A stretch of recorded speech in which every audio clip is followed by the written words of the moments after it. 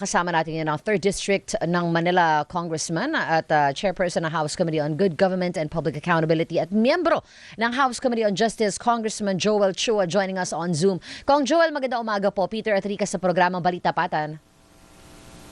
Hi, good morning Peter and Rica at sa lahat po na inyong taga-subaybay. Hi, Kong Joel. Thank you po. Good Good to morning. have you back, Rep. Joel. So, Same here po.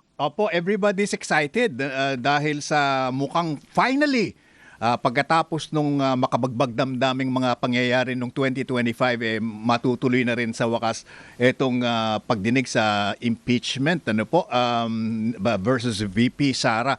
What are you expecting today, sir? Well, ang ina-expect ko ngayon na matalakay ang isa sa mga mahalagang issue. Like for example, kasi nagkaroon ng issue sa filing .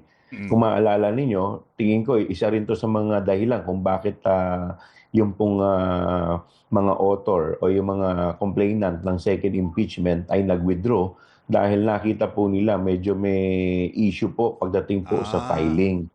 So, tingin ko mamaya pag-uusapan din namin yan dahil kung maalala niyo, sabay sila nung first impeachment na complainant, sabay sila na nag-file ng impeachment complaint ahead sa February 6 na itinakda ng Korte Suprema. Correct. So technically, para lang, erring on the safe side, kaya nag-withdraw yung isang complaint po with Representative Laila De Lima, among others. Ang basa ko dito ay kasi gray area .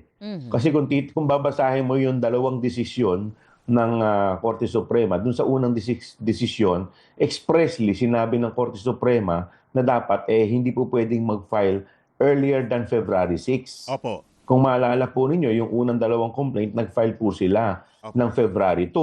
Oo. So doon po sa pangalawang desisyon ng Korte Suprema, inagahan nila yung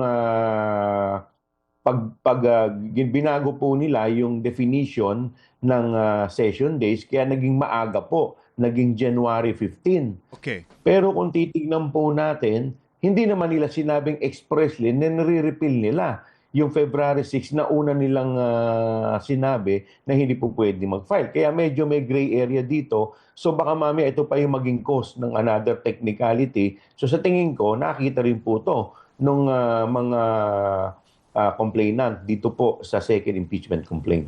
Okay, pero Kong Joel, yung pong the fact na i-final na yon o isinabit na bago much later on winidraw, hindi po ba i-treat yon o i-consider yun na yun na yung una bakit kailangan pang i-withdraw yon? Does that matter or safe na po dahil winidraw naman?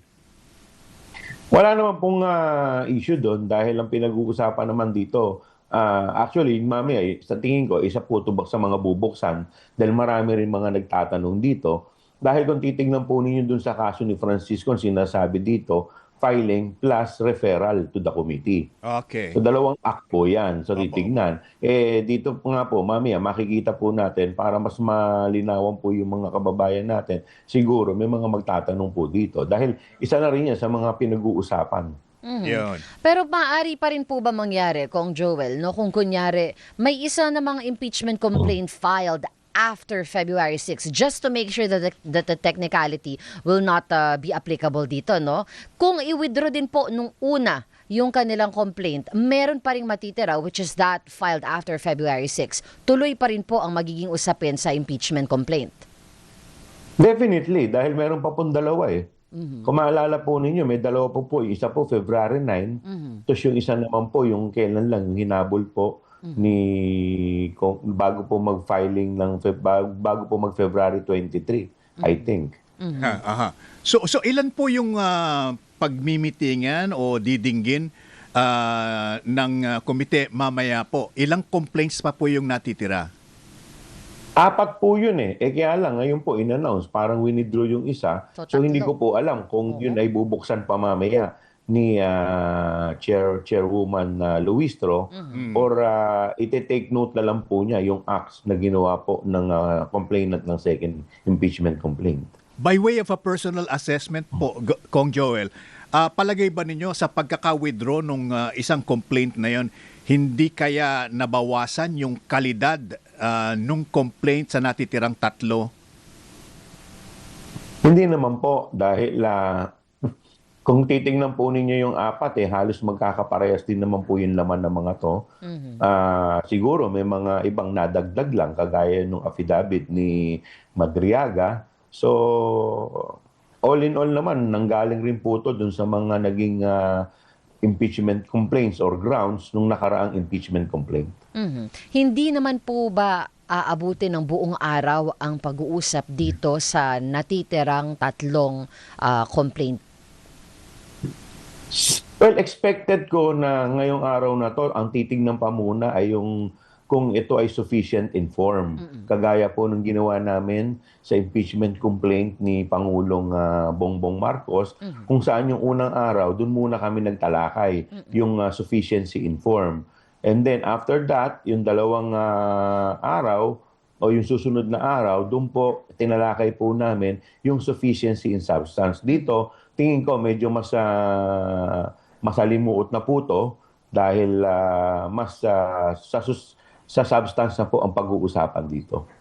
Meron pong mga agam-agam ang ilang mga observers na dahil sa napakaagang pagdedeklara ng pagtakbo bilang presidente ni VP Sara for 2028 po, baka daw po magresulta ito sa seismic change sa botohan dyan po sa Kamara. How do you feel about that, sir?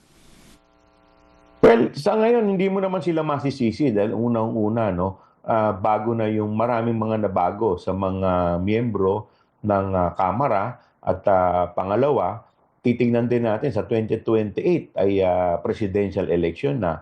Pero ako naniniwala pa rin na at the end of the day, ang bawat miyembro ay magbabase pa rin sa substance ng impeachment complaint. It's going to be a conscience vote, I believe.